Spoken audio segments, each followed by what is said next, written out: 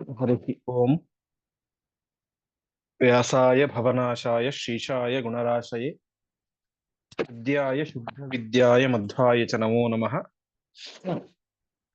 नारायणाय परिपूर्णगुणार्णवाय विश्वोदय स्थितिलयो नीतिप्रदाय ज्ञानप्रदाय विबुधा सुरसौख्यदुःखसत्कारणाय वितताय नमो नमस्ते। ಶ್ರೀಗುರುಭ್ಯೋ ನಮಃ. ಹರಿ ಓಂ. ನಿನ್ನೆ ನಾವು ನೋಡಿದಂತೆ ರಾಮಚಂದ್ರ ದೇವರು ಮಹಾದುಷ್ಟನಾದಂತಹ ಆ ರಾವಣನ ಸಂಹಾರವನ್ನ ಮಾಡಿದರು ಅಂತ ಕೇಳಿದ್ವಿ. ಆ ಸಂದರ್ಭದಲ್ಲಿ ಮುಂದೇನಾಯಿತು ಅಂತ ತಿಳಿಸ್ತಾ ಇದ್ದಾರೆ. 211ನೇ ಶ್ಲೋಕ. ತಸ್ಮಿನ್ ಹತೆ ತ್ರಿಜಗತಾಂ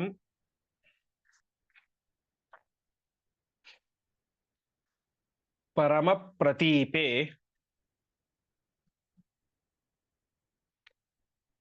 ಬ್ರಹ್ಮ ಶಿವೇನ ಸಹಿತಃ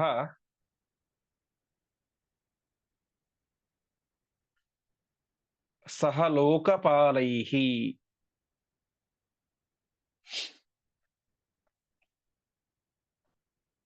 ಅಭ್ಯೇತ್ಯ ಪಾದಯುಗಲಂ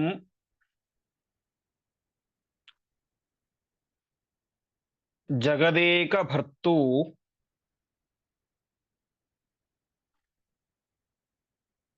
ರಾಮಸ್ಯ ಭಕ್ತಿಭರಿತಃ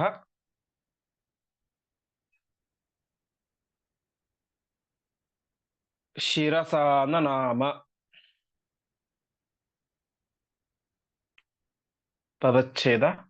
ತಸ್ಮಿನ್ ಹತೆ ತ್ರಿಜಗತಾಂ ಪರಮ ಪ್ರತೀಪೆ ಬ್ರಹ್ಮ ಶಿವೇನ ಸಹಿತಃ ಸಹಲೋಕಪಾಲೈಃ ಅಭ್ಯೇತ್ಯ ಪಾದಯುಗಲಂ ಜಗದೇಕ ಭರ್ತೂ ರಾಮಸ್ಯ ಭಕ್ತಿಭರಿತಃ ಶಿರಸ ನನಾಮ.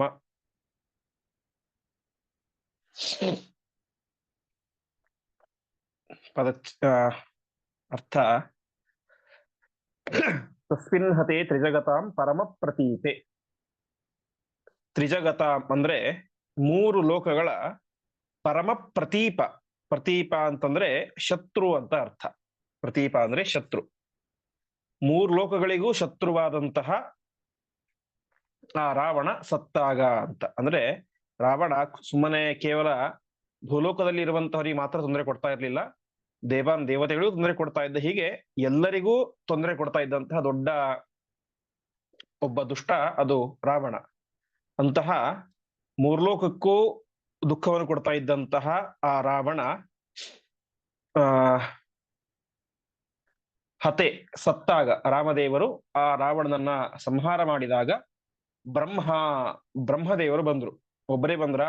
ಇಲ್ಲ, ಶಿವೇನ ಸಹಿತ ರುದ್ರದೇವರ ಜೊತೆಗೆ ಮತ್ತು ಸಹ ಲೋಕಪಾಲೈಹಿ ಲೋಕಪಾಲಕರಾದಂತಹ ದೇವಾನುದೇವತೆಗಳೊಟ್ಟಿಗೆ, ಹುಟ್ಟಿದಲ್ಲಿ ಎಲ್ಲ ದೇವತೆಗಳೊಟ್ಟಿಗೆ ಸೇರಿಕೊಂಡು ಜಗದೇಕ ಭರ್ತುಹು ಅಂತ ಆಗ್ಬೇಕದು. ಜಗದೇಕ ಭರ್ತುಹು ಪಾದಯುಗಲಂ. ಜಗದೇಕ ಭರ್ತು ಅಂತಂದ್ರೆ ಇಡೀ ಜಗತ್ತಿಗೆ ಪ್ರಧಾನ ಒಡೆಯನಾದಂತಹ, ಉಳಿದವರೆಲ್ಲರೂ ಕೂಡ ಒಡೆಯರು, ರುದ್ರ ವಾಯು ಬ್ರಹ್ಮಾದಿಗಳೆಲ್ಲರೂ ಕೂಡ. ಅಂದ್ರೆ ಪ್ರಧಾನ ಸ್ವಾಮಿ ಯಾರು? ಅದು ಪರಮಾತ್ಮ. ಹೀಗೆ ಜಗದೇಕ ಭರ್ತು ಜಗತ್ತಿಗೆ ಸ್ವಾಮಿಯಾದಂತಹ ರಾಮದೇವರ ಪಾದಯುಗಲ. ಯುಗಲ ಅಂದ್ರೆ ಜೋಡಿ ಅಂತ. ಅರ್ಥಾತ್ ರಾಮದೇವರ 2 ಪಾದಗಳನ್ನ ಭಕ್ತಿಭರಿತ ಭಕ್ತಿಯಿಂದಾಗಿ ಶಿರಸಾದ ರಾಮ ತಲೆಯನ್ನ ಹಚ್ಚಿ ನಮಸ್ಕಾರ ಮಾಡಿದ್ರು ಅಂತ ತಿಳಿಸ್ತಾ ಇದ್ದಾರೆ. ಒಟ್ಟಿನಲ್ಲಿ ತಾತ್ಪರ್ಯ ಇಷ್ಟು. ಬ್ರಹ್ಮದೇವರು, ರುದ್ರದೇವರು ಮುಂತಾದಂತಹ ಎಲ್ಲ ಲೋಕಪಾಲಕ ದೇವತೆಗಳೆಲ್ಲರೂ ಕೂಡ ರಾವಣನ ಸತ್ತ ಸುದ್ದಿಯನ್ನು ಕೇಳಿ ಸಂತೋಷದಿಂದಾಗಿ ರಾಮದೇವರ ಹತ್ರ ಬರ್ತಾ ಇದ್ದಾರೆ. ರಾಮದೇವರ ಹತ್ತಿರ ಬಂದು ಭಕ್ತಿಯಿಂದಾಗಿ ಅವರ 2 ಪಾದಗಳಿಗೆ ತಲೆಯನ್ನ ಹಚ್ಚಿ ನಮಸ್ಕಾರ ಮಾಡ್ತಾ ಇದ್ದಾರೆ. ಅದನ್ನೇ ನಾವು ಇದರಲ್ಲಿ ಕೇಳ್ತೇವೆ. ದ್ವಾದಶ ಸ್ತೋತ್ರದಲ್ಲಿ ನಮಾಮಿ ನಿಖಿಲಾಧೀಶ ಕಿರೀಟ ಹೃಷ್ಟಪೀಠವತ್ ಹೃತ್ತವ ಶಮನೇರ್ಕಾಭಂ ಶ್ರೀಪತೇಹೇ ಪಾದ ಪಂಕಜಂ ಅಂತ. ಪರಮಾತ್ಮನ ಪಾದಗಳು ಹೇಗಿದ್ದಾವೆ ಅಂತ ಹೇಳಿದ್ರೆ, ಎಲ್ಲ ದೇವಾನುದೇವತೆಗಳ ಕಿರೀಟ ಎಂಬುದು ಪರಮಾತ್ಮನ ಪಾದಪೀಠಕ್ಕೆ ಸ್ಪರ್ಶ ಆಗ್ತಾ ಇದೆ ಅಂತ. ಅರ್ಥಾತ್ ಅವರ ತಲೆಯನ್ನು ಹಣೆಗೆ ತಾಕಿ ನಮಸ್ಕಾರ ಮಾಡ್ತಾ ಇದ್ದಾರೆ ಅಂತ ಅರ್ಥ. ಆ ರೀತಿಯಾಗಿ ಎಲ್ಲ ದೇವಾನುದೇವತೆಗಳು ಕೂಡ ಬಂದು ಪರಮಾತ್ಮನಿಗೆ ನಮಸ್ಕಾರ ಮಾಡ್ತಾ ಇದ್ದಾರೆ. ಮುಂದೆ ಅಥೈನ ಮಸ್ತೌತ್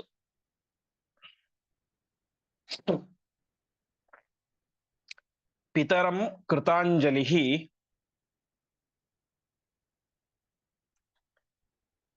ಗುಣಾಭಿರಾಮಂ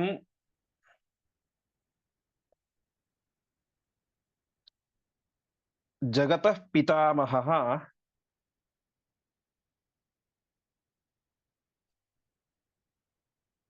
ಜಿತಂ ಜಿತಂ ತೇಜಿತ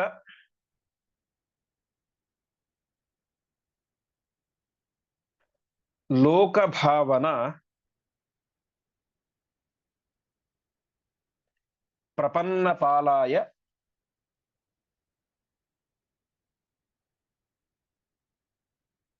ನತಾಸ್ಮತೆ ವಯಂ. ಛೇದ ಅಥ ಏನಂ ಅಸ್ತೌತ್ ಪಿತರಂ ಕೃತಾಂಜಲಿ ಗುಣಾಭಿರಾಮಂ ಜಗತಃ ಪಿತಾಮಹಃ ಜಿತಂ ಜಿತಂ ತೇ ಅಜಿತ ಲೋಕಭಾವನ ಪ್ರಪನ್ನಪಾಲಾಯ ನತಾಹ ಸ್ಮ ತೇ ವಯಂ. ಆ ಸಂದರ್ಭದಲ್ಲಿ ಬ್ರಹ್ಮದೇವರು ಎಲ್ಲ ದೇವತೆಗಳ ಪರವಾಗಿ ನಿಂತುಕೊಂಡು ಸ್ತೋತ್ರವನ್ನು ಮಾಡ್ತಾ ಇದ್ದಾರೆ. ಪರಮಾತ್ಮನ ವಿಶಿಷ್ಟವಾದಂತಹ ಸ್ತೋತ್ರವನ್ನು ಮಾಡ್ತಾ ಇದ್ದಾರೆ. ಏನಂತ?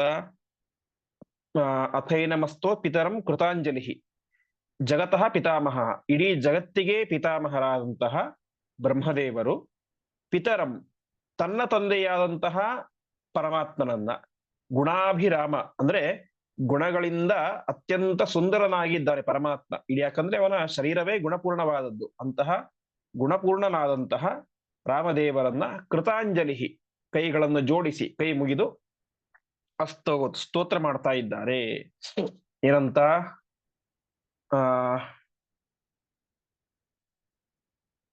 ಜಿತಂ ಜಿತಂ ತೇಜಿತ ಲೋಕಭಾವನ, ಇಡೀ ಜಗತ್ತನ್ನ ಭಾವನ ಸೃಷ್ಟಿ ಮಾಡಿದಂಥವನು ಅಂತ. ಇಡೀ ಜಗತ್ತನ್ನ ಸೃಷ್ಟಿ ಮಾಡಿದಂಥವನು ನೀನು. ಮತ್ತೆಂಥವನು ನೀನು? ಅಜಿತ, ನಿನಗೆ ಯಾವತ್ತೂ ಕೂಡ ಸೋಲು ಅನ್ನೋದಿಲ್ಲ, ಎಲ್ಲದರಲ್ಲೂ ನೀನು ವಿಜಯಶಾಲಿ ಆಗಿದ್ದೀಯ. ಅಂತಹ ನೀನು ಜಿತಂ ಜಿತಂ, ನೀನು ಜಯಶಾಲಿಯಾಗಿದ್ದೀಯಾ ಜಯಶಾಲಿಯಾಗಿದ್ದೀಯಾ ಅಂತ 2 ಸಲ ಹೇಳ್ತಾ ಇದ್ದಾರೆ. ಅಂದ್ರೆ ಸಂಸ್ಕೃತದಲ್ಲಿ ಈ 2 ಸಲ ಒಂದು ಪದಗಳನ್ನು ಹೇಳಿದರೆ ಅದು ಗ್ಯಾರಂಟಿ ಅಂತ, ಅದರಲ್ಲೇನು ಸಂದೇಹ ಇಲ್ಲ ಅಂತ. ಅಭ್ಯಾಸಸ್ತು ಸರ್ವಗತತ್ವಸ್ಯ ತಾತ್ಪರ್ಯ ದ್ಯೋತನಾರ್ಥ ಎಂಬುದಾಗಿ ಹೇಳ್ತಾರೆ.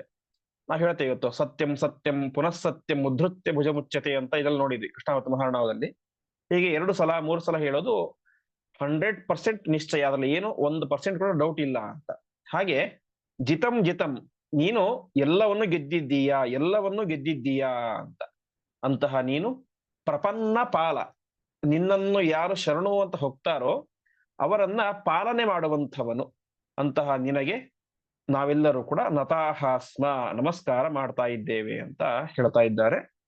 ಹೀಗೆ ಬ್ರಹ್ಮದೇವರು ಪರಮಾತ್ಮನಿಗೆ, ಇಡೀ ಜಗತ್ತಿಗೆ ಪಿತಾಮಹರಾದಂತಹ ಬ್ರಹ್ಮದೇವರು ತಮಗೆ ತಂದೆಯಾದಂತಹ ಪರಮಾತ್ಮನಿಗೆ ನಮಸ್ಕಾರ ಮಾಡಿ, ಪರಮಾತ್ಮ ನೀನು ಲೋಕಭಾವನ, ಇಡೀ ಜಗತ್ತನ್ನು ಸೃಷ್ಟಿ ಮಾಡಿದಂಥವನು, ಸೋಲಿಲ್ಲದೆ ಇರುವಂಥವನು, ಯಾವಾಗಲೂ ಕೂಡ ಜಯಶಾಲಿಯಾಗಿರುವಂಥವನು, ನಿನ್ನನ್ನು ಶರಣು ಹೊಂದಿದಂಥವರಂತವರನ್ನ ರಕ್ಷಣೆ ಮಾಡುವಂಥವನು. ಅಂತಹ ನಿನಗೆ ನಾವೆಲ್ಲರೂ ಕೂಡ ನಮಸ್ಕಾರ ಮಾಡ್ತಾ ಇದ್ದೇವೆ ಅಂತ ಬ್ರಹ್ಮದೇವರು ವಿಶೇಷವಾಗಿ ಸ್ತೋತ್ರಪೂರ್ವಕವಾಗಿ ಪರಮಾತ್ಮನಿಗೆ ನಮಸ್ಕಾರವನ್ನ ಮಾಡ್ತಾ ಇದ್ದಾರೆ. ಹಾಗೆ ಇನ್ನು ಒಂದು 4 ಶ್ಲೋಕಗಳಲ್ಲಿ ವಿಶೇಷವಾಗಿ ಪರಮಾತ್ಮನ ಸ್ತೋತ್ರವನ್ನ ಮಾಡ್ತಾ ಇದ್ದಾರೆ. ತ್ವಮೇಕ ಈಶೋಸ್ಯ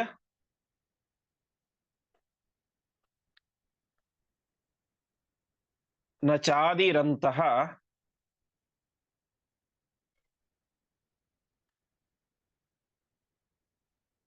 ತವೇಡ್ಯ ಕಾಲೇನ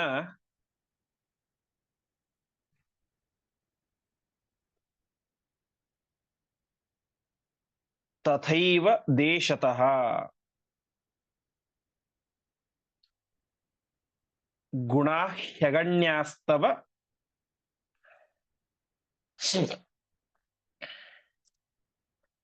ತೇಪ್ಯನಂತಾಹ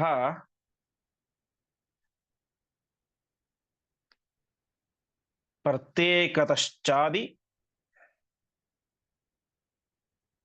ವಿನಾಶ ವರ್ಜಿತಾಃ. ಪದಚ್ಛೇದ.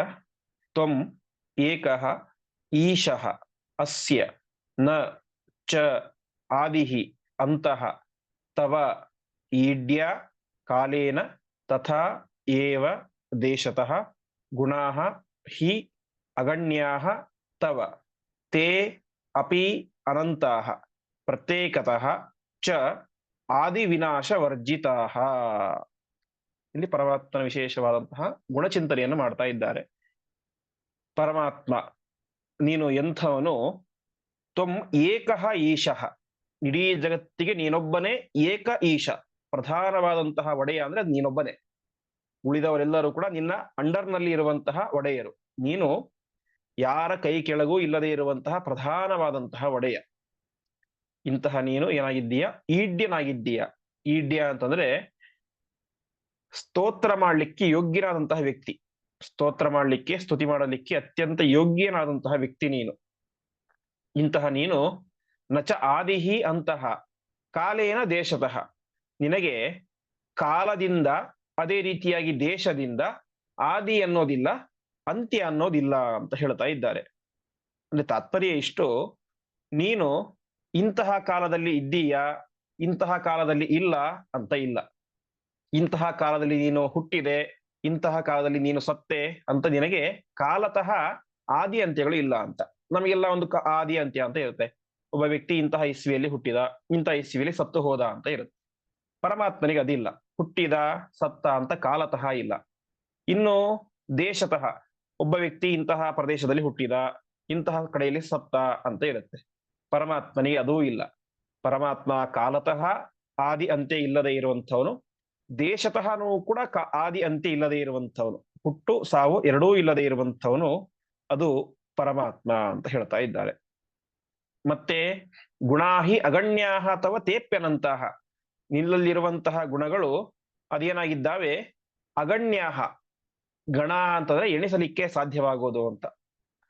ಅಗಣ್ಯಾಹ ಎಣಿಸಲಿಕ್ಕೆ ಸಾಧ್ಯವಿಲ್ಲ ಅಂತಹ ಅವುಗಳು ಅನಂತವಾಗಿದ್ದಾವೆ ಅಂತ. ಇದು ಒಂದು ಅರ್ಥ, ನಿನ್ನ ಗುಣಗಳು ಅನಂತವಾಗಿದ್ದಾವೆ ಅಂತ.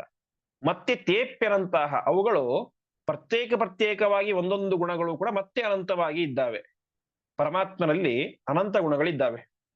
ಅದರಲ್ಲಿ ಒಂದು ಗುಣ ಬಲ ಅನ್ನುವಂತಹ ಗುಣ, ಪರಾಕ್ರಮ ಅನ್ನೋದು ಒಂದು ಗುಣ. ಆ ಪರಮಾತ್ಮ ಎಷ್ಟಿದೆ, ಪರಾಕ್ರಮ ಎಷ್ಟಿದೆ ಪರಮಾತ್ಮನಲ್ಲಿ ಅಂತ. ನಮ್ಮಲ್ಲೂ ಪರಾಕ್ರಮ ಇದೆ.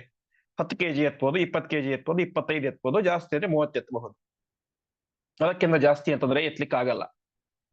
ಹಾಗಾಗಿ ನಮ್ಮ ಪರಾಕ್ರಮ, ಬಲ ಅದೆಲ್ಲವೂ ಕೂಡ ಅಂತ ಇರುವುದು, ಕೊನೆ ಇರುವುದು.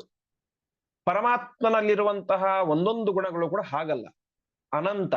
ಅದರ ಕೆಪಾಸಿಟಿಗೆ ಕೊನೆ ಅನ್ನೋದೇ ಇಲ್ಲ. ಪರಮಾತ್ಮನಲ್ಲಿರುವಂತಹ ಗುಣಗಳು ಅನಂತ, ಅರ್ಥಾತ್ ಸಂಖ್ಯೆಯಲ್ಲಿ ಅನಂತ, ಎಣಿಸಲಿಕ್ಕೆ ಸಾಧ್ಯ ಇಲ್ಲ, ಹಾಗಾಗಿ ಅನಂತ. ಆ ಒಂದೊಂದು ಗುಣಗಳು ಕೂಡ ಮತ್ತೆ ಪ್ರತ್ಯೇಕವಾಗಿ ಅನಂತ. ಯಾಕೆನಂತ? ಆ ಬಲಗಳಿಗೆ, ಗುಣಗಳಿಗೆ ಕೊನೆ ಅನ್ನೋದಿಲ್ಲ, ಒಂದು ಲಿಮಿಟ್ ಅನ್ನೋದಿಲ್ಲ. ಹಾಗಾಗಿ ಗುಣಾಹ್ಯಗಣ್ಯಾಸ್ತವ ತೇಪ್ಯನಂತಹ, ನಿನ್ನ ಗುಣಗಳು ಅನಂತ. ಆ ಒಂದೊಂದು ಗುಣಗಳು ಕೂಡ ಮತ್ತೆ ಪ್ರತ್ಯೇಕವಾಗಿ ಇದ್ದಾವೆ. ಅಂತಹ ಪ್ರತ್ಯೇಕತಶ್ಚ ಆದಿ ವಿನಾಶವರ್ಜಿತಾ ಅಂತ. ನಮ್ಮಲ್ಲಿ ಇರುವಂತಹ ಗುಣಗಳಿಗೆ ಒಂದು ಆದಿ ಅಂತ ಇರುತ್ತೆ ಮತ್ತು ಒಂದು ಅಂತ್ಯ ಅಂತ ಇರುತ್ತೆ. ಒಬ್ಬ ವ್ಯಕ್ತಿ, ಅವನಿಗೆ ಒಂದು 15-20 ವರ್ಷಗಳಾಗೋ ತನಕ ಒಂದೇನೋ ಜ್ಞಾನ ಇರೋದಿಲ್ಲ ಅವನಿಗೆ. ಒಬ್ಬ ವ್ಯಕ್ತಿ ಇದ್ದ ಅಂತ ಇಟ್ಕೊಳ್ಳಿ, ಅವನು ಒಂದು 15ನೇ ವಯಸ್ಸಿನಲ್ಲಿ ಶಾಸ್ತ್ರದ ಅಧ್ಯಯನವನ್ನು ಶುರು ಮಾಡಿದ. ಹಾಗಾದ್ರೆ ಏನಾಯ್ತು? ಅವನಿಗೆ 15ನೇ ವಯಸ್ಸಿನ ತನಕ ಶಾಸ್ತ್ರದ ಜ್ಞಾನ ಇದ್ದಿಲ್ಲ. 15ನೇ ವಯಸ್ಸಿಗೆ ಅವನಲ್ಲಿ ಶಾಸ್ತ್ರಜ್ಞಾನ ಹುಟ್ಟಿತು, ಉತ್ಪತ್ತಿ ಆಯಿತು. ಅವನಲ್ಲಿರುವಂತಹ ಜ್ಞಾನ ಎನ್ನುವಂತಹ ಗುಣ ಉತ್ಪತ್ತಿ ಆಯಿತು. ಸ್ವಲ್ಪ ಅನೇಕ ವರ್ಷಗಳಾಯ್ತು, ಚೆನ್ನಾಗೆಲ್ಲ ಓದ್ತಾ ಇದ್ದ. ಒಂದು 80-85 ವರ್ಷ ಆದಮೇಲೆ ಶಾಸ್ತ್ರದ ಜ್ಞಾನ ಎಲ್ಲವೂ ಕೂಡ ಮರೆತು ಹೋಗ್ಬಿಡ್ತು, ವಯಸ್ಸಿನ ಸಹಜವಾದಂತಹ ಪ್ರಭಾವದಿಂದಾಗಿ. ಹಾಗಾಗಿ ಏನಾಯ್ತು? ಅವನಿಗಿದ್ದಂತಹ ಶಾಸ್ತ್ರಜ್ಞಾನ ನಾಶ ಆಯಿತು. 15ನೇ ವಯಸ್ಸಿನಲ್ಲಿ ಇದ್ದಾಗ ಹುಟ್ಟಿದಂತಹ ಶಾಸ್ತ್ರಜ್ಞಾನ 85ನೇ ವಯಸ್ಸಿನಲ್ಲಿ ನಾಶ ಆಯಿತು. ಹಾಗಾದ್ರೆ ಏನು? ಅವನಲ್ಲಿ ಆ ಜ್ಞಾನ ಎನ್ನುವಂತಹ ಗುಣ ಆವಾಗ ಹುಟ್ಟಿತು, 85ರಲ್ಲಿ ನಾಶ ಆಯಿತು. ಒಳ್ಳೆಯ ಪರಾಕ್ರಮ ಅವನಿಗೆ ಯೌವನದಲ್ಲಿ ಇದ್ದಾಗ ಇರುತ್ತೆ. ವಾರ್ಧಕ್ಯ ಬಂದಾಗ ಆ ಪರಾಕ್ರಮ ಎನ್ನುವಂತಹ ಗುಣ ಕಡಿಮೆ ಆಗ್ತಾ ಬರುತ್ತೆ. ಹೀಗೆ ನಮ್ಮಲ್ಲಿರುವಂತಹ ಗುಣಗಳು ಅವುಗಳಿಗೆ ಉತ್ಪತ್ತಿ ಅನ್ನೋದಿದೆ ಮತ್ತು ನಾಶ ಅನ್ನೋದಿದೆ. ಪರಮಾತ್ಮನಲ್ಲಿರುವಂತಹ ಗುಣಗಳಿಗೆ ಹಾಗಲ್ಲ. ಆದಿ ವಿನಾಶ ವರ್ಜಿತ.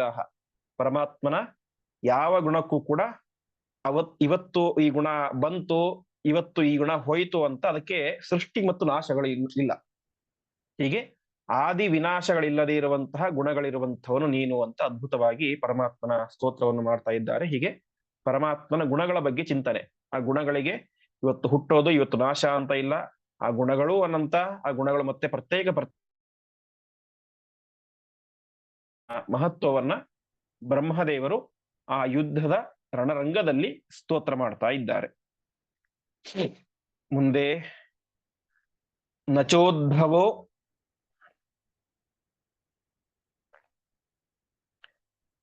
ನೈವ ತಿರಸ್ಕೃತಿಸ್ತೆ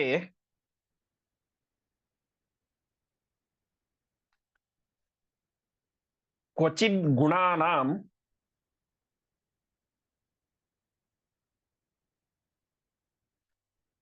ಪರತಸ್ವತೋವಾ.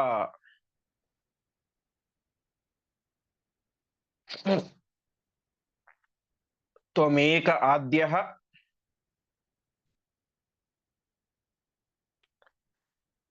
ಪರಮಸ್ವತಂತ್ರೋ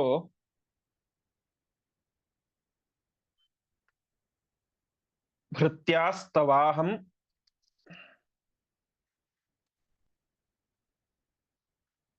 ಶಿವಪೂರ್ವಕಾಶ್ಚಯೇ.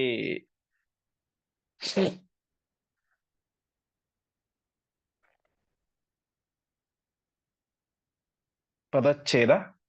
ನ ಚ ಉದ್ಭವಃ ನ ಏವ ತಿರಸ್ಕೃತಿಃ ತೇ ಕ್ವಚಿತ್ ಗುಣಾನಾಂ ಪರತಃ ಸ್ವತಃ ವ ತ್ವಂ ಏಕಃ ಆದ್ಯಃ ಪರಮಃ ಸ್ವತಂತ್ರಃ ಭೃತ್ಯಾಃ ತವ ಅಹಂ ಶಿವಪೂರ್ವಕಾಃ ಚ ಯೇ.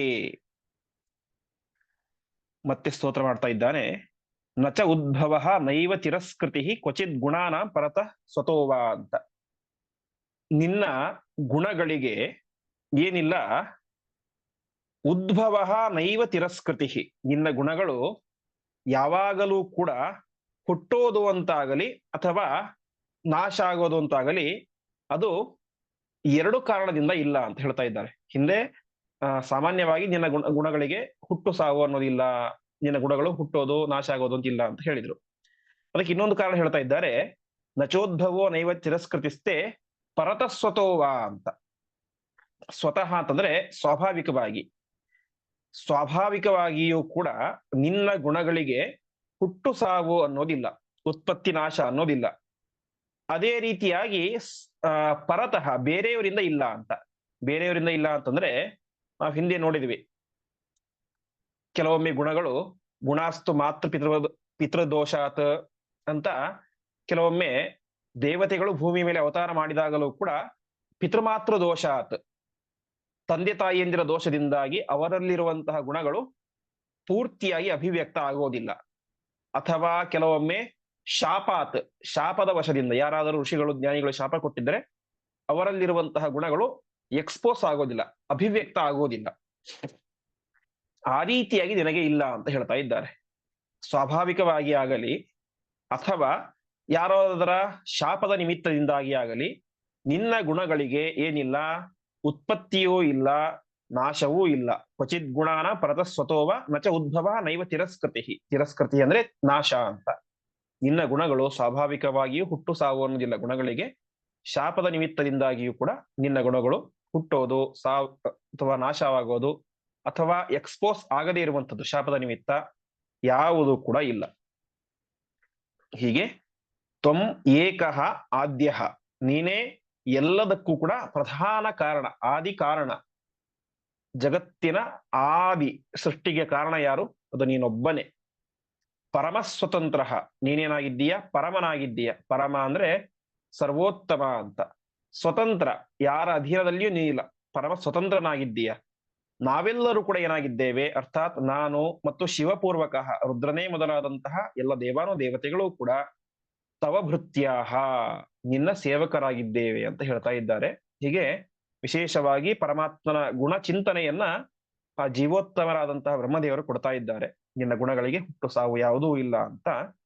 ಪರಮಾತ್ಮನೂ ನಿತ್ಯ, ಪರಮಾತ್ಮನಲ್ಲಿರುವಂತಹ ಗುಣಗಳೂ ನಿತ್ಯ, ಅದಕ್ಕೆ ನಾಶ ಎನ್ನುವುದು ಇಲ್ಲ, ಹುಟ್ಟನ್ನೋದು ಇಲ್ಲ ಅಂತ ತಿಳಿಸ್ತಾ ಇದ್ದಾರೆ. ಮುಂದೆ ಯಥಾರ್ಚಿಶೋಗ್ನೇಃ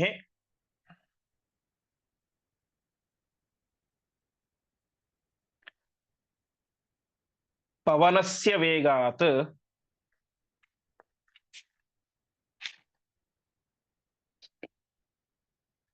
ಮರೀಚಯೋರ್ಕಸ್ಯ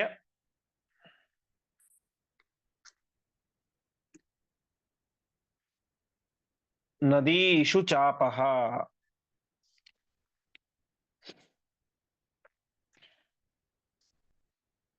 ಗಚ್ಚಂತಿ ಚಾಯಾಂತಿ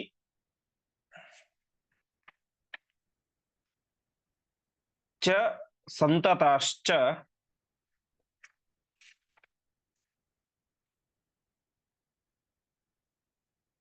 ತದ್ವನ್ಮದಾದ್ಯಾಃ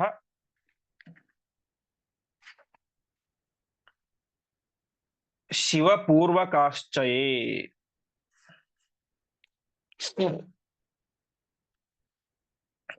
ಪದಚ್ಛೇದ.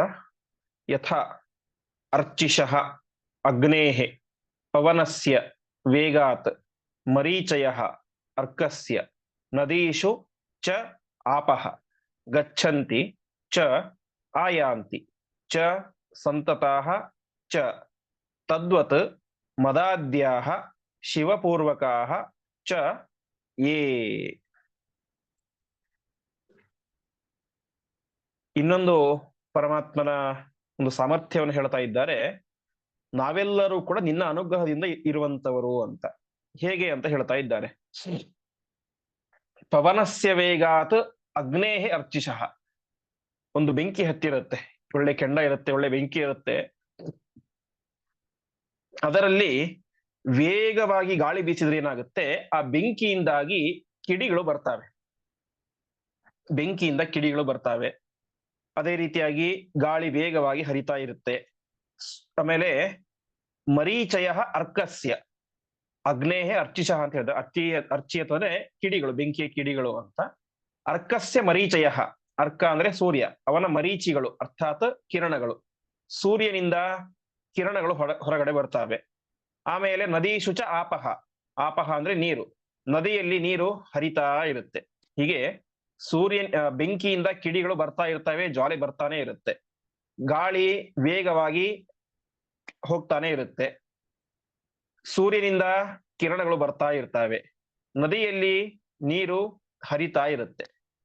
ಹಾಗೆ ಗಚ್ಚಂತಿ ಛಾಯಾಂತಿ ಚ ಸಂತತಾಶ್ಚ, ನಾವೆಲ್ಲರೂ ಕೂಡ ಮದಾದ್ಯಃ, ನಾನೇ ಮೊದಲಾದಂತಹ, ಶಿವಪೂರ್ವಕಾಶ್ಚ, ರುದ್ರದೇವರೇ ಮೊದಲಾದಂತಹ ಎಲ್ಲರೂ ಕೂಡ ನಾವೇನ್ ಮಾಡ್ತೇವೆ, ನಿರಂತರವಾಗಿ ಸಂತತಾಹ, ನಿರಂತರವಾಗಿ ಗಚ್ಚಂತಿ ಛಾಯಾಂತಿ, ನನ್ನಂತಹ ಅನಂತ ಬ್ರಹ್ಮದೇವರು ಈಗಾಗಲೇ ಬಂದು ಹೋಗಿಬಿಟ್ಟಿದ್ದಾರೆ.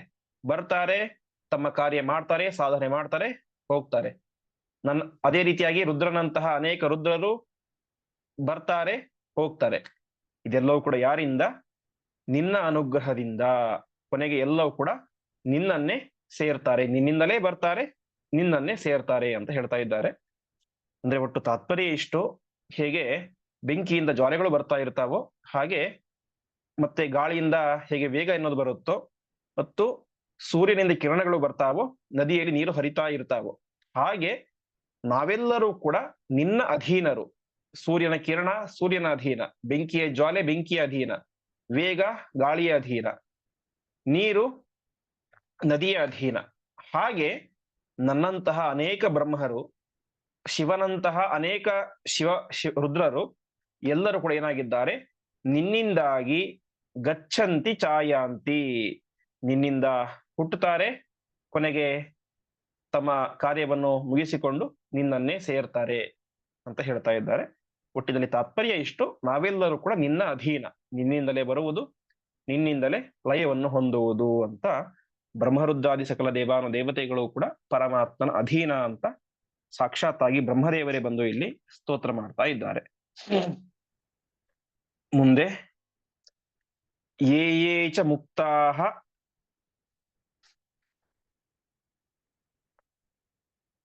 ತ್ವಥ ಯೇ ಚ ಬದ್ಧಾಃ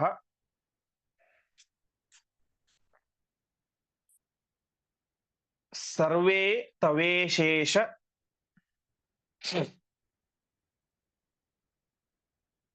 ವಶೇ ಸದೈವ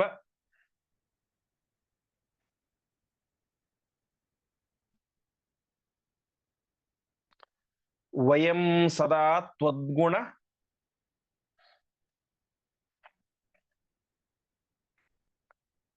ಪೂಗಮುಚ್ಚೈಃ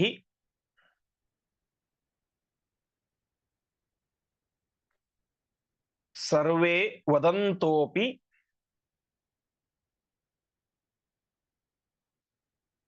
ನ ಪಾರಗಾಮಿನಃ.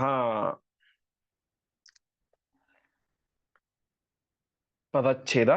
ಯೇ ಚ ಮುಕ್ತಾಃ ತು ಅಥ ಯೇ ಚ ಬದ್ಧಾಃ ಸರ್ವೇ ತವ ಈಶೇಷ ವಶೇ ಸದಾ ಏವ ವಯಂ ಸದಾ ತ್ವದ್ಗುಣಪೂಗಂ ಉಚ್ಚೈಃ ಸರ್ವೇ ವದಂತಃ ಅಪಿ ನ ಪಾರಗಾಮಿನಃ. ಬ್ರಹ್ಮದೇವರು ಮತ್ತೆ ಹೇಳ್ತಾ ಇದ್ದಾರೆ, ಈಶೇಷ, ಈಶ ಅಂದ್ರೆ ಒಡೆಯ, ಒಡೆಯರಿಗೂ ಒಡೆಯನಾದಂಥವನು ನೀನು, ಸ್ವಾಮಿಗೂ ಸ್ವಾಮಿಯಾದಂಥವನು ನೀನು. ತವೆ ಈಶೇಷ ಯೇ ಚ ಮುಕ್ತಾಹ ಯೇ ಚ ಬದ್ಧಾಹ. ಇವತ್ತು ಯಾರ್ಯಾರೋ ಮುಕ್ತರು ಅಂತ ಇದ್ದಾರೋ, ಮೋಕ್ಷಕ್ಕೆ ಹೋದಂಥವರು ಅಂತ ಇದ್ದಾರೋ, ಅಥವಾ ಯೇ ಚ ಬದ್ಧಾಹ ಯಾರು ಬಂಧನಕ್ಕೆ ಒಳಗಾದಂಥವರು ಅಂತ ಇದ್ದಾರೋ, ಅವರೆಲ್ಲರೂ ಕೂಡ ಏನಾಗಿದ್ದಾರೆ, ತವ ವಶೇ ಸದೈವ, ಎಲ್ಲರೂ ಕೂಡ ನಿನ್ನ ವಶದಲ್ಲಿ ಇದ್ದಾರೆ ಅಂತ ಹೇಳ್ತಾ ಇದ್ದಾರೆ. ತಾತ್ಪರ್ಯ, ಮೋಕ್ಷಕ್ಕೆ ಹೋಗಲಿ ಅಂಧನ್ ತಮಸ್ಸಿಗೆ ಹೋಗಲಿ ಸಂಸಾರದಲ್ಲಿಯೇ ಇರಲಿ, ಆ ಎಲ್ಲರೂ ಕೂಡ ಏನಾಗಿರ್ತಾರೆ, ಪರಮಾತ್ಮನ ಅಧೀನದಲ್ಲೇ ಇರ್ತಾರೆ ಅಂತ ತಿಳಿಸ್ತಾ ಇದ್ದಾರೆ.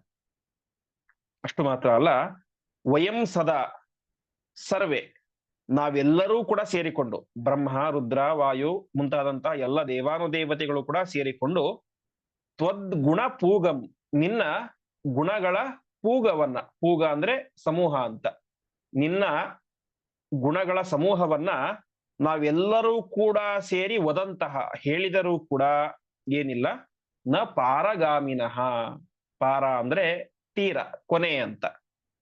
ನಾವೆಲ್ಲರೂ ಕೂಡ ಸೇರಿಕೊಂಡು ನಿನ್ನ ಗುಣ ಚಿಂತನೆಯನ್ನು ಮಾಡಿದರೂ ಕೂಡ ನಿನ್ನ ಗುಣಗಳ ಕೊನೆಯನ್ನ ಮುಟ್ಲಿಕ್ಕೆ ಸಾಧ್ಯ ಇಲ್ಲ. ಅರ್ಥಾತ್ ನಿನ್ನಲ್ಲಿರುವಂತಹ ಅನಂತ ಗುಣಗಳನ್ನ ಹೇಳಿ ಮುಗಿಸಲಿಕ್ಕೆ ಸಾಧ್ಯ ಇಲ್ಲ ಅಂತ ತಿಳಿಸ್ತಾ ಇದ್ದಾರೆ.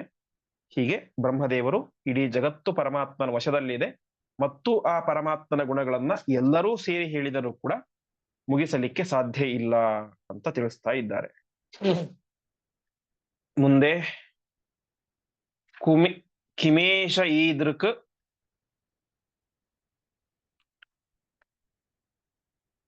ಗುಣಕಸ್ಯ ತೇ ಪ್ರಭೋ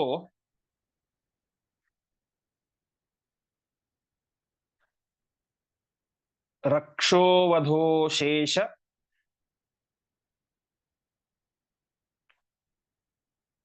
ಸುರಪ್ರಪಾಲನಂ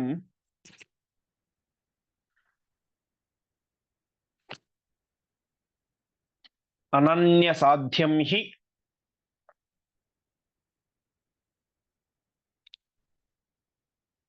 ತಥಾಪಿ ತದ್ವಯಂ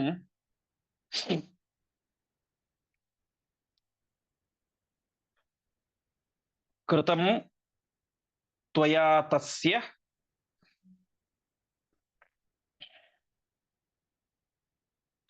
ನಮೋ ನಮಸ್ತೆ.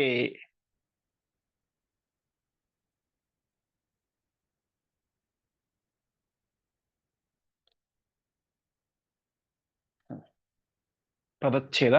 ಕಿಂ ಏಷಃ ಈದೃಗ್ಗುಣಕಸ್ಯ ತೇ ಪ್ರಭೋ ರಕ್ಷೋವದಃ ಅಶೇಷ ಸುರ ಪ್ರಪಾಲನಂ ಅನನ್ಯ ಸಾಧ್ಯಂ ಹಿ ತಥಾ ಅಪಿ ತದ್ವಯಂ ಕೃತಂ ತ್ವಯಾ ತಸ್ಯ ನಮಃ ನಮಃ ತೇ. ಮತ್ತೆ ಹೇಳ್ತಾ ಇದ್ದಾರೆ, ಪ್ರಭೋ ಒಡೆಯನೇ, ಈದೃಗುಣಕಸ್ಯ ಇಂತಹ ಅಪಾರ ಗುಣಶಾಲಿಯಾದಂತಹ ನಿನಗೆ. ಎಂತಹ ಗುಣಗಳು? ಹುಟ್ಟು ನಾಶ ಇಲ್ಲದೆ ಇರುವಂತಹ, ಯಾವಾಗಲೂ ಕೂಡ ಪರಿಪೂರ್ಣವಾಗಿ ಇರುವಂತಹ, ಎಲ್ಲ ದೇವಾನುದೇವತೆಗಳು ಕೂಡ ಸೇರಿ ಎಣಿಸಿದರೂ ಮುಗಿಸಲಿಕ್ಕೆ ಸಾಧ್ಯವಾಗದೇ ಇರುವಂತಹ ಇಂತಹ ಗುಣಶಾಲಿಯಾದಂತಹ ನಿನಗೆ ರಕ್ಷೋವಧ, ಈ ರಾಕ್ಷಸರ ಸಂಹಾರವಾಗಲಿ, ಅಥವಾ ಅಶೇಷ ಸುರಪ್ರಪಾಲನಂ, ಎಲ್ಲ ದೇವತೆಗಳನ್ನ ಕಾಪಾಡೋದಾಗಲಿ, ಅದು ಯಾವ ಲೆಕ್ಕ ಅಂತ. ಅನಂತ ಗುಣ ಪರಿಪೂರ್ಣವಾದಂತಹ ನಿನಗೆ ಇದ್ಯಾವುದು ಕೂಡ ಲೆಕ್ಕಕ್ಕೆ ಇಲ್ಲ. ಹಾಗಿದ್ದರೂ ಕೂಡ, ತಥಾಪಿ ಹಾಗಿದ್ದರೂ ಕೂಡ, ಅನನ್ಯ ಸಾಧ್ಯಂ ಹಿ ತದ್ವಯಂ, ನೀನು ಮಾಡಿದಂತಹ ಈ ಎರಡು ಕೆಲಸಗಳು, ಯಾವುದು ರಾಕ್ಷಸರ ಸಂಹಾರ, ದೇವತೆಗಳ ರಕ್ಷಣೆ, ಇದೆರಡು ಏನಾಗಿದೆ, ಅನನ್ಯ ಸಾಧ್ಯ, ಬೇರೆಯವರಿಂದ ಮಾಡ್ಲಿಕ್ಕೆ ಸಾಧ್ಯ ಇಲ್ಲ. ಎರಡನ್ನೂ ಕೂಡ ಬೇರೆಯವರಿಂದ ಮಾಡ್ಲಿಕ್ಕೆ ಸಾಧ್ಯ ಇಲ್ಲ. ಹಾಗಾಗಿ ಇದನ್ನು ಮಾಡಿದ್ದೀಯ, ಇಂತಹ ನಿನಗೆ ನಮೋ ನಮಃ, ನಿನಗೆ ನಮಸ್ಕಾರ, ಮತ್ತೆ ಮತ್ತೆ ನಮಸ್ಕಾರ ಅಂತ ಹೇಳ್ತಾ ಇದ್ದಾರೆ. ಹೀಗೆ ಅನಂತ ಗುಣ ಪರಿಪೂರ್ಣವಾದಂತಹ ಪರಮಾತ್ಮನಿಗೆ ಇದ್ಯಾವುದು ಕೂಡ ಲೆಕ್ಕಕ್ಕೆ ಇಲ್ಲದೆ ಇರುವಂತಹ ಕಾರ್ಯ. ರಾವಣ ಅವನ ಮುಂದೆ ಒಂದು ಹುಳ ಇದ್ದಂತೆ. ಹಾಗಿದ್ದರೂ ಕೂಡ ಇದು ನಮ್ಮ ಕೈಲಿ ಮಾಡಲಿಕ್ಕೆ ಸಾಧ್ಯವಾಗದೇ ಇರುವಂತಹ ಕಾರ್ಯ, ಅಂತಹ ಕಾರ್ಯವನ್ನು ನೀನು ಮಾಡಿದ್ದೀಯ, ಅಂತಹ ಪರಮಾತ್ಮನೆ ನಿನಗೆ ನಮಸ್ಕಾರ ನಮಸ್ಕಾರ ಅಂತ 2 ಸಲ ಹೇಳ್ತಾ ಇದ್ದಾರೆ. ಹಿಂದಿನ ಹೇಳಿದಂತೆ 2 ಸಲ ಹೇಳಿದರೆ ಅದು ಗಟ್ಟಿಯಾಗಿ, ಅಂದ್ರೆ ಭಕ್ತಿಯಿಂದ ಆ ರೀತಿಯಾಗಿ ಮನಃಪೂರ್ವಕವಾಗಿ ಪರಮಾತ್ಮನಿಗೆ ಆ ಬ್ರಹ್ಮಾದಿ ದೇವಾನುದೇವತೆಗಳು ಎಲ್ಲರೂ ಕೂಡ ಸೇರಿಕೊಂಡು ನಮಸ್ಕಾರ ಮಾಡ್ತಾ ಇದ್ದಾರೆ ಅಂತ ತಿಳಿಸ್ತಾ ಇದ್ದಾರೆ. ಇಷ್ಟೆಲ್ಲ ನಮಸ್ಕಾರ ಮಾಡ್ತಾ ಇದ್ದಾರೆ. ತಕ್ಷಣ ಏನಾಯ್ತು, ರುದ್ರದೇವರಿಗೆ ಅಸುರಾವೇಶ ಆಯಿತು. ಆ ಅಸುರಾವೇಶದ ಪ್ರಭಾವ ಏನಾಯಿತು ಅದೆಲ್ಲವನ್ನು ಕೂಡ ಮತ್ತೆ ನಾಳೆ ಪಾಠದಲ್ಲಿ ನೋಡೋಣ ಎಂಬುದಾಗಿ ಹೇಳ್ತಾ ಇಂದಿನ ಪಾಠವನ್ನ ಶ್ರೀಕೃಷ್ಣ